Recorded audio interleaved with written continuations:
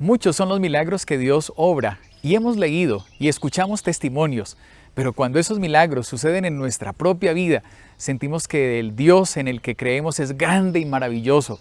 En esta oportunidad conoceremos el milagro que Dios hizo en la vida de Juanfer, el hijo del pastor Daniel Cairus. Acompáñenme a esta historia de la vía.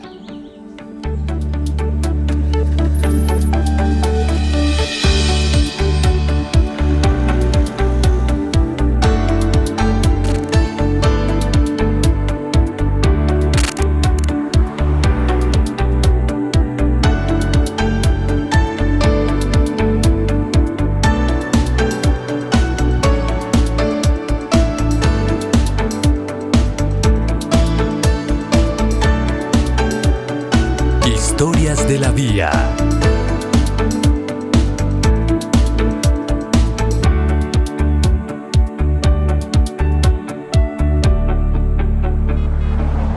Dani, bienvenido a esta historia que se contará en este auto, Historia de la Vía. Y precisamente iniciaremos hablando de Argentina, de la bella Argentina. ¿Cómo fueron esos inicios de vida en ese hermoso país? Tu cultura. Hablemos de Argentina. Bueno, yo nací ahí en Belgrano, en Buenos Aires, en una familia de misioneros.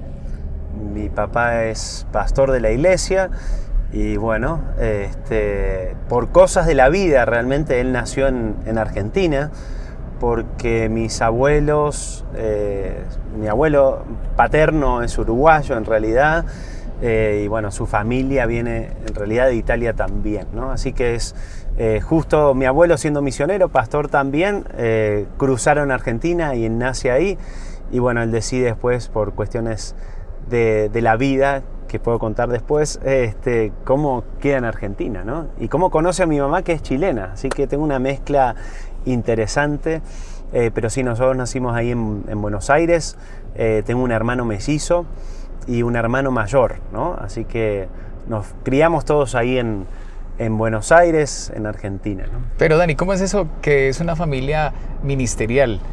¿Tu papá, alguien más en la familia? Bueno, hay una historia muy interesante, ¿no?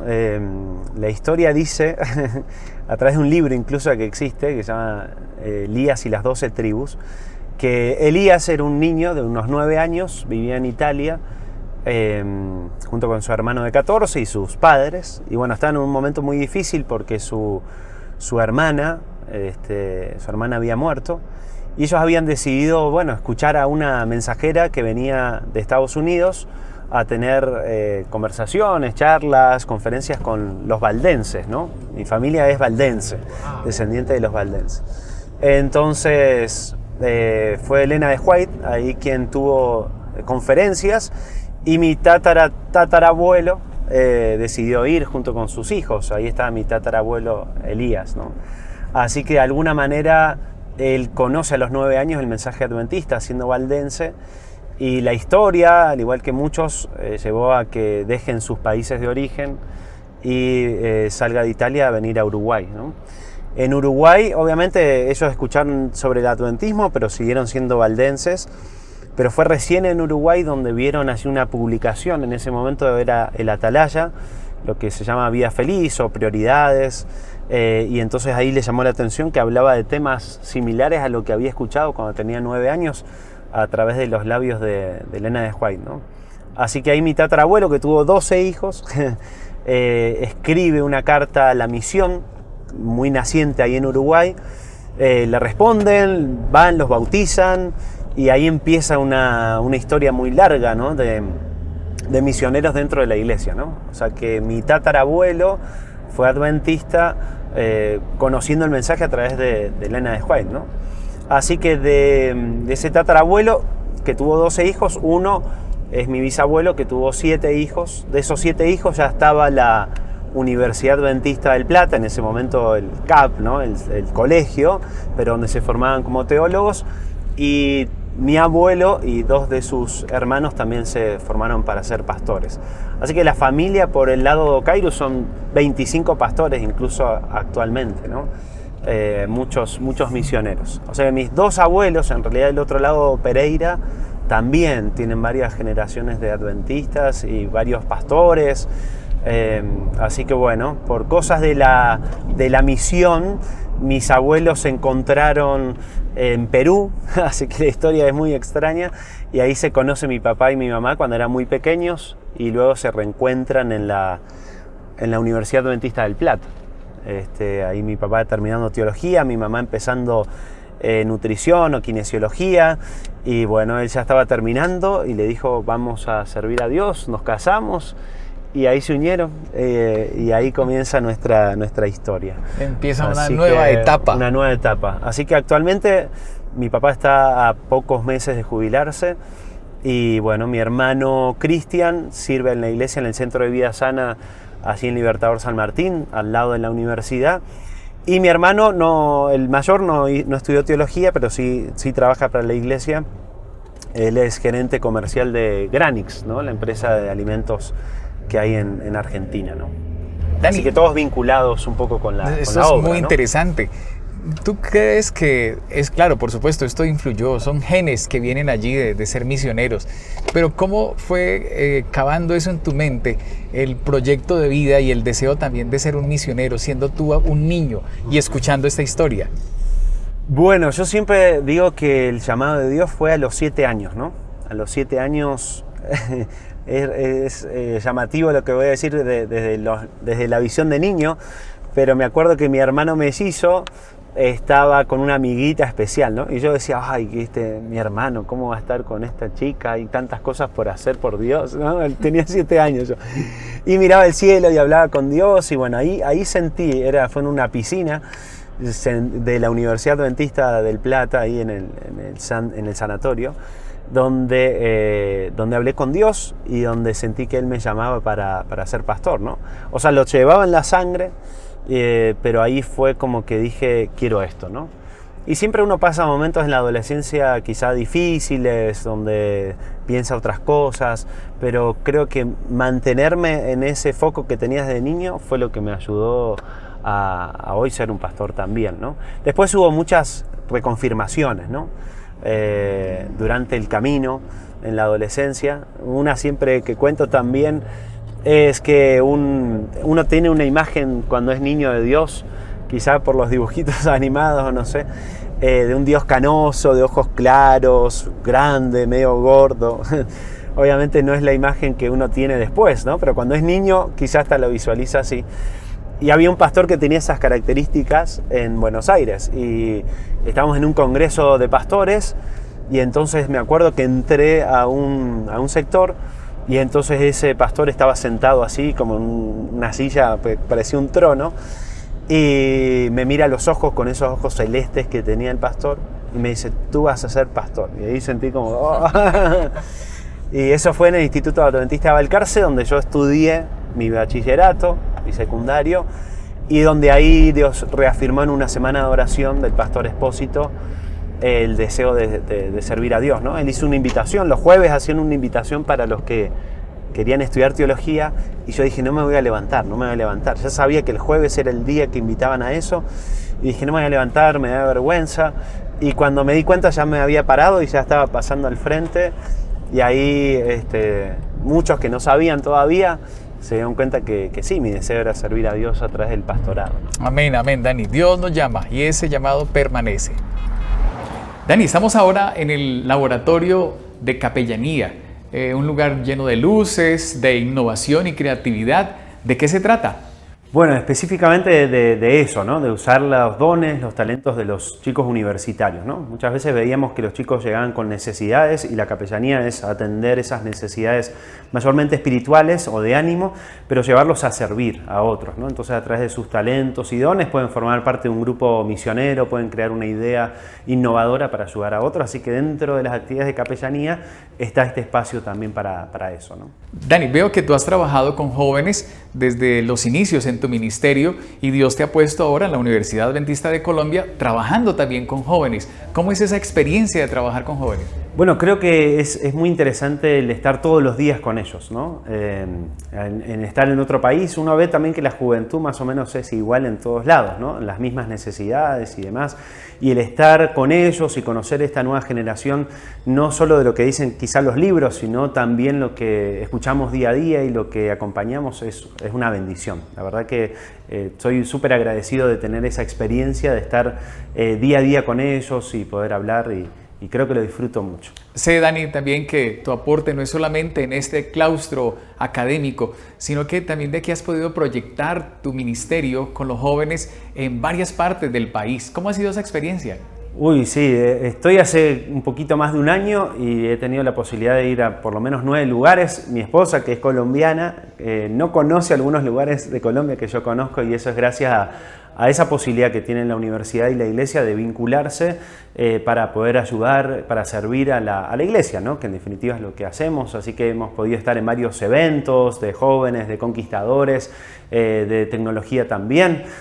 Así que la verdad que ha sido muy bueno que poder visitar este país, enamorarnos o seguir enamorándonos de este país y del servicio aquí, ¿no? Dani, ¿qué te has encontrado con la juventud, sus necesidades, su trabajo, las experiencias? ¿Qué te has encontrado allá en esos lugares específicamente? Bueno, muchas cosas, pero creo que lo más importante es un potencial muy grande, ¿no? La juventud de Colombia tiene un potencial muy bueno con relación a muchas áreas, ¿no? Y un deseo de servir, un deseo de poder hacer cosas diferentes, de poder realmente dar sus dones para Dios. Y eso me parece súper espectacular. Lo he visto en diferentes lugares de Colombia que he ido y creo que es eso, el deseo de hacer algo, ¿no? El deseo de hacer algo por Dios. Así que eso es muy bueno. Dani, ser un misionero implica ir donde Dios nos lleve. Dejaste Argentina, tu cultura, dejaste tu familia y ahora vives en Colombia en un nuevo ministerio. ¿Qué extrañas de Argentina? Bueno, creo que principalmente la familia, ¿no? La familia, si bien el ministerio nos ha llevado a toda mi familia es misionera, entonces les toca vivir por diferentes lugares y nos ha tocado vivir muy distantes y no vernos a veces por muchos meses, pero uno extraña la familia, el poder encontrarse por lo menos una vez cada 5 o 6 meses. Y de la comida también, si bien uno se adapta rápido, tengo esa posibilidad de adaptarme rápido y tener una esposa colombiana que introdujo cierta parte de la cultura colombiana en casa hace muchos años, sí, a veces uno extraña tal vez un desayuno dulce o unas facturas argentinas que son como unos croissants, eso uno lo extraña cada tanto, pero uno se acostumbra, ¿no? Y se va adaptando y va aceptando y amando todo lo nuevo también. Somos misioneros donde Dios nos lleve, así es. Dios te dio la oportunidad, Dani, de conformar una familia colombo-argentina con la doctora Natalia y 2 hermosos hijos, Sarita y Juanfer. Hablemos de ellos. Bueno, Sarita es un milagro de Dios y Juanfer también. Todos los hijos son milagros de Dios, la familia es un milagro de Dios. Sarita nació el día que tenía que nacer como una respuesta de Dios, pues nosotros habíamos perdido un bebé previamente, fue una situación difícil. Y Juanfer también fue un milagro porque antes, entre Sarita y Juanfer, perdimos 3 bebés, ¿no? Así que en total fueron 4 y son situaciones difíciles que te llevan a preguntar si uno tiene que seguir insistiendo, si quizá la voluntad de Dios es diferente, pero decidimos hacerlo una vez más, ¿no? Decidimos hacer toda la parte médica, hacer todos los análisis de por qué habíamos perdido 4 hijos y finalmente sí buscamos a Juanfer, Dios nos dio esa posibilidad. Fue un embarazo de alto riesgo y también teníamos mucho miedo por lo que nos había pasado de poder contar a otros que realmente estábamos esperando un nuevo hijo. Pero bueno, finalmente los meses fueron pasando, aparentemente todo se empezó a acomodar y los estudios venían bien, así que empezamos a avisarle a los amigos que venía aparentemente Juanfer, cuando nos dimos cuenta que era un varón, porque era siempre el que habíamos esperado, ¿no? Tenían la nena y el varón. Y finalmente Juanfer llega, ¿no? Pero la situación de su llegada fue una de las cosas más difíciles que nos tocan atravesar, ¿no?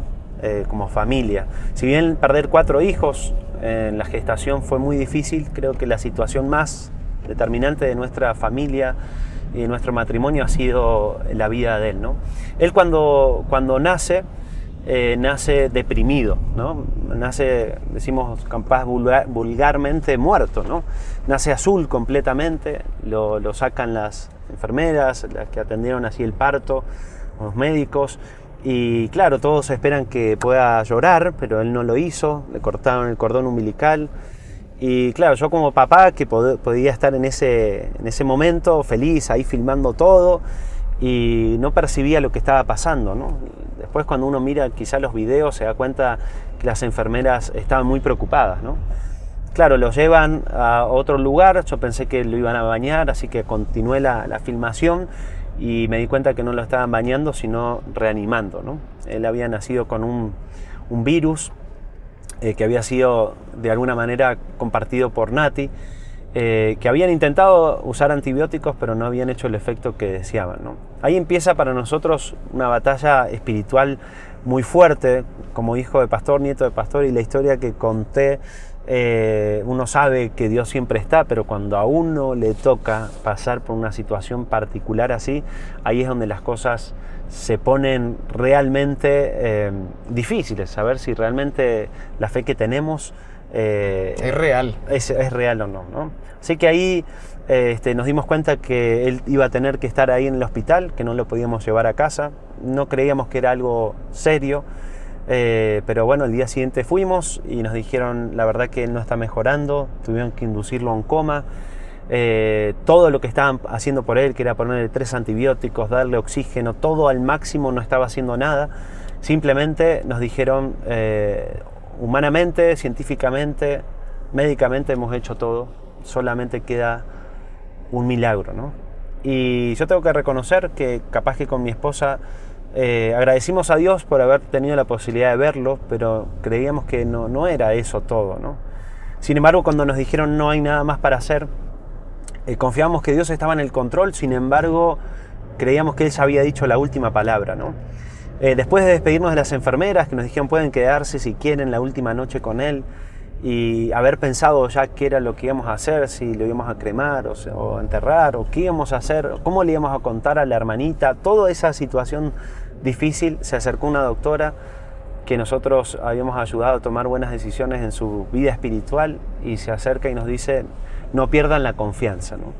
Y esa frase hizo un cambio en nosotros, que fue el depositar realmente en Dios a nuestro hijo, ¿no?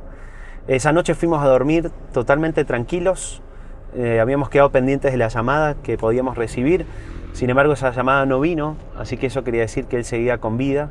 Y cuando llegamos los médicos nos dijeron, no sabemos qué pasó, pero su hijo sigue muy grave, sin embargo empezó a estabilizarse, empieza a dar pequeños signos de mejora.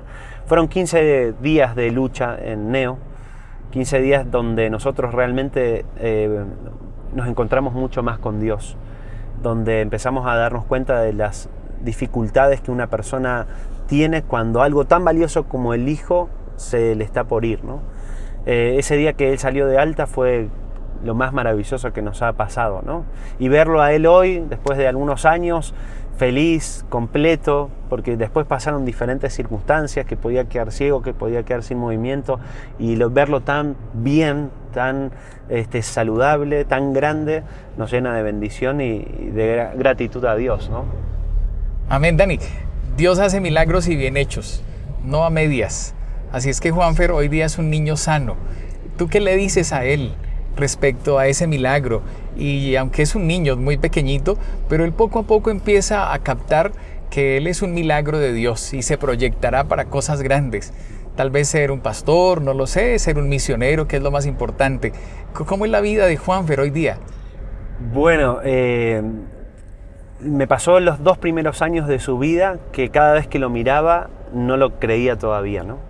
Hasta ahora me pasa, él está por cumplir 3 y lo veo y no entiendo por qué tengo a mi hijo, porque realmente en mi mente ya había cerrado esa posibilidad.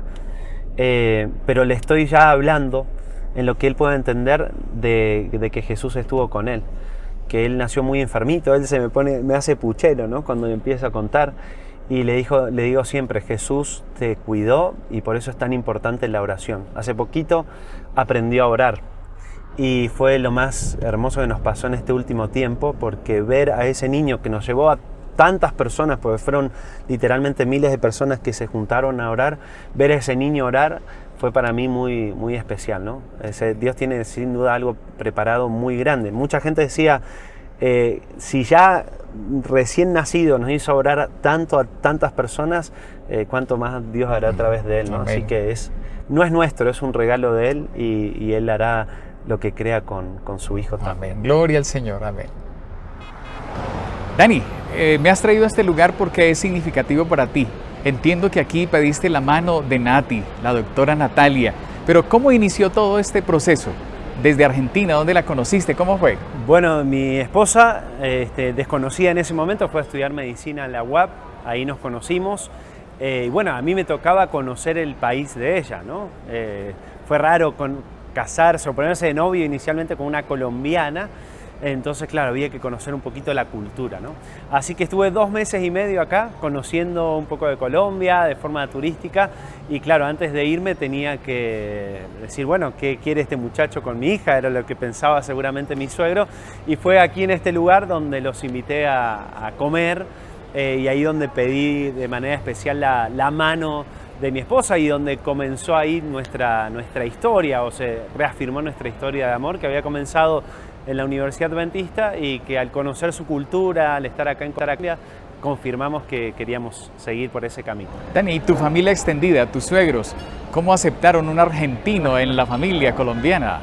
Bueno, la hicieron difícil un poquito. No, creo que bien, habían tenido experiencias conocidas de otros, medias negativas, así que estaban siempre expectantes, pero después de esta noche donde pudimos mostrar ahí que realmente lo que sentíamos era verdadero, ellos también me aceptaron como un hijo y me siento de esa manera, ¿no? Así que fueron parte esencial de todo este camino. Dani, ¿qué papel juega Natalia en tu ministerio como inspiración y motivación para este trabajo que realizas?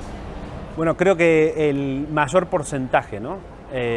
Todo lo que tiene que ver con la motivación. A veces uno me ve que estoy por muchos lugares y tengo 2 hijos, ¿no? Y creo que el tener una mamá, el tener una esposa que siempre está detrás de todos los detalles es lo más importante. Sin alguien así, yo nunca podría haber hecho lo que hice en el ministerio, ¿no? Qué bendición tener a alguien que apoya como tal y que ha sido un baluarte también con los hijitos en esa precisa formación tan maravillosa. Bueno, Dani, que Dios bendiga ese ministerio también con la doctora Nati. Vamos a otro lugar. Dale, vamos.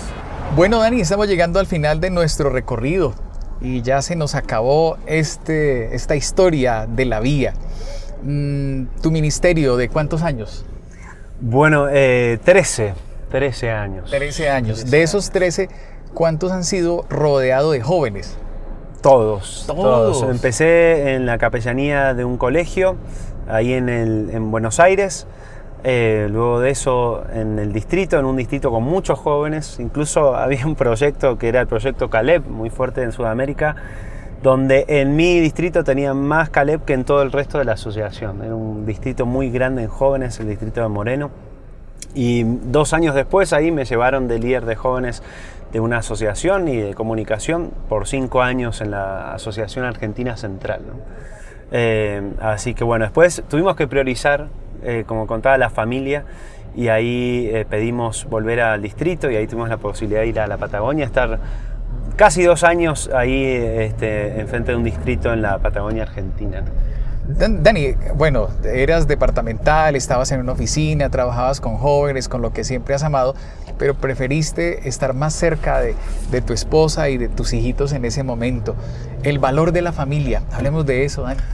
Sí, creo que las situaciones que nos tocaron vivir nos llevaron a pensar eso, ¿no? Que es lo realmente importante. Uno sabe que Dios está siempre en primer lugar y a veces pone el ministerio por encima de la familia, ¿no?